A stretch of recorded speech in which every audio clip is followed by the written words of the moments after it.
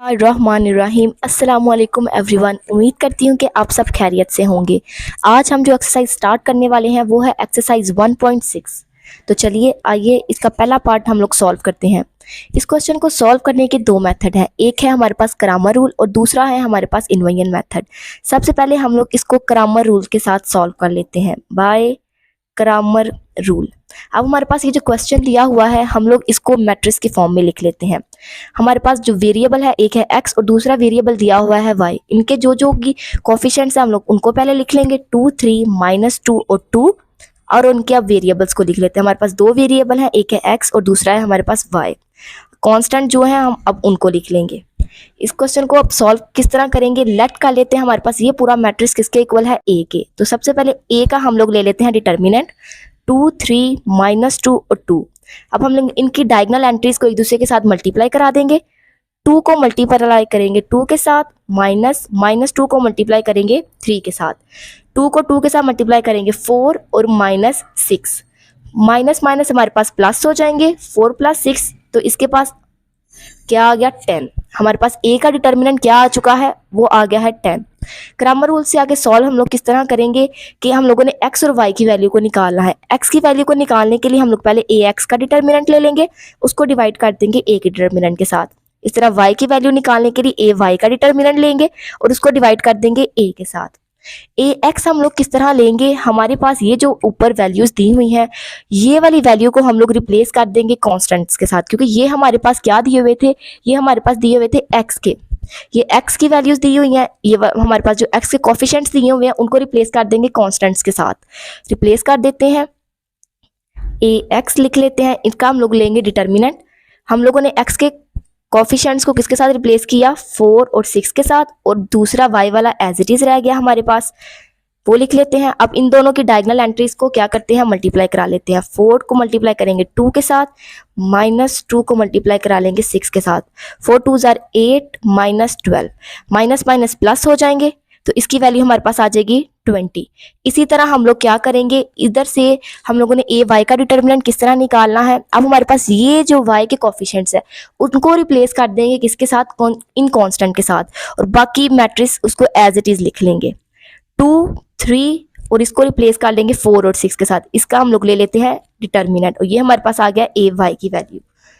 इनकी diagonal entries को multiply करा लेंगे, 2 × 6 -4 × 3, 12 - 12। इसका आंसर हमारे पास क्या आ गया, 0। हमारे पास क्या इसका आंसर आ गया 0। ए एक्स की हमारे पास क्या वैल्यू आ गई थी 20 और ए वाई की हमारे पास वैल्यू आ गई 0। अब हम लोगों ने पीछे क्या कर लिया है, ए एक्स और ए वाई का डिटर्मिनेंट फाइंड कर लिया है। अब हम एक्स की वैल्यू को निकाल लेंगे। वो किस तरह करेंगे, इसका ए एक्स का डिटर्मिनेंट और उसको डिवाइड कर देंगे ए के डिटर्मिनेंट से। ए एक्स के डिटर्मिनेंट की वैल्यू हमारे पास आई है 20 और ए का डिटर्मिनेंट की वैल्यू हमारे पास आई है 10। तो हमारे पास x की वैल्यू क्या आ गई 2। इस तरह y की वैल्यू को निकालने के लिए क्या हमारे पास फार्मूला था, ए वाई का डिटर्मिनेंट और a का डिटर्मिनेंट।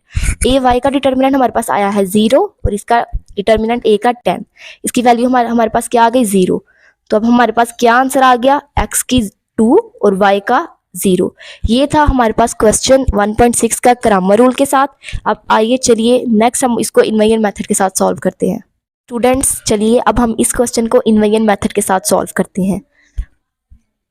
सबसे पहले हमारे पास ये जो मैट्रिक्स था इसको हम लोग लेट कर लेते हैं कि ये क्या है, हमारे पास A, इसको हम लोग लेट कर लेते हैं, ये हमारे पास X है, और ये हमारे पास इसको लेट कर लेते हैं, ये हमारे पास क्या है B है। अब हम लोगों ने यहाँ से X की वैल्यू को निकालना है, तो X की वैल्यू किस तरह निकालेंगे, X AX है बेसिकली इक्वल है किसके, B के। तो यहाँ से हम लोगों ने X की वैल्यू निकालनी है, तो X की वैल्यू को निकालने के लिए ये वाला A उधर चला जाएगा, तो ये वहां पे जाके क्या हो जाएगा, इनवर्स A इनवर्स B।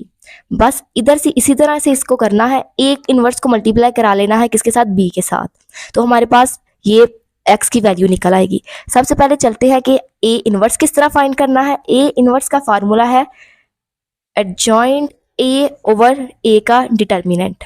सबसे पहले हम लोग एडजॉइंट ले लेते हैं। अब हमारे पास ये जो मैट्रिक्स दिया हुआ है इसका हम लोग सबसे पहले क्या ले लेते हैं, एडजॉइंट ले लेते हैं। एडजॉइंट हम लोग किस तरह लेते हैं कि इन दो डायगोनल एंट्रीज को हम लोग रिप्लेस कर लेते हैं और इन दोनों के साइन चेंज कर देते हैं, यानी कि इन दोनों की पोजीशन चेंज करते हैं, इसको इधर ले जाएंगे और इसको इधर ले आएंगे और इन दोनों के साइन चेंज कर देते हैं।